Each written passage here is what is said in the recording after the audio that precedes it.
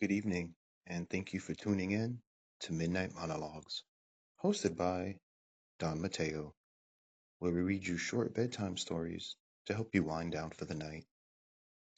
Tonight's story, The Arithmetic of Love. John was a quiet man who loved numbers. He believed everything could be understood with math, even feelings.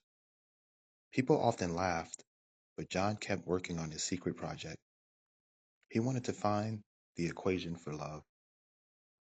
He chose two people who seemed completely wrong for each other. Sarah was allowed and loved parties, always with friends. Mark was shy and preferred books and quiet nights at home.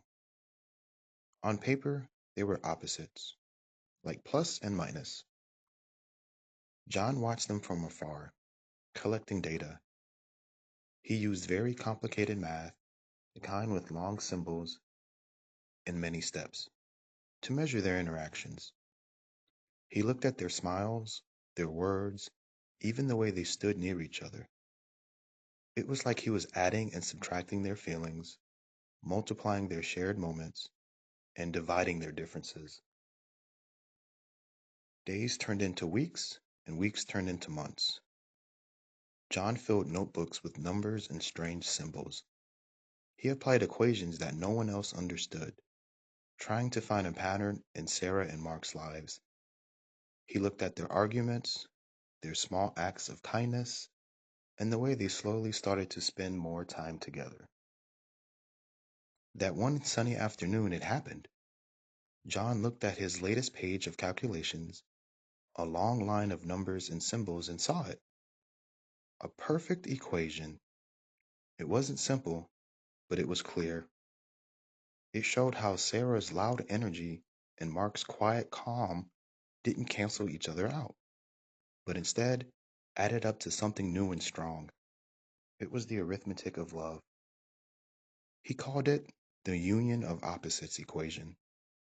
It showed that love wasn't about being the same, but about how different parts could fit together to make a whole, like two numbers combining to make a bigger, better sum. John smiled. He had found it. Love, he realized, wasn't just a feeling, it was the most beautiful equation of all. After finding these answers, John didn't run to a newspaper or a famous university. Instead, he went back to the park where he first saw Sarah and Mark. He watched them share an ice cream, laughing at a joke only they understood. John looked at his notebook and then at them. He realized that, while the math was perfect, the magic was still in living. He decided to keep the secret of the union of opposites to himself for a little while longer. John spent his days using the equation to help others in quiet ways. If he saw two people struggling to understand each other, he found a way to show them how their differences were actually their greatest strengths. He became a matchmaker of logic, helping people see that being different wasn't a problem to solve, but a puzzle piece that finally fit. In the end, John wrote his final book, but he didn't fill it with just numbers.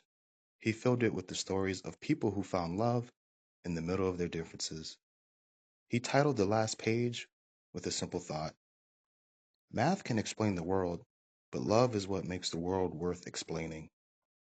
He put his pen down, walked outside, and for the first time in years, he stopped counting the steps and just enjoyed the walk. Thank you for listening.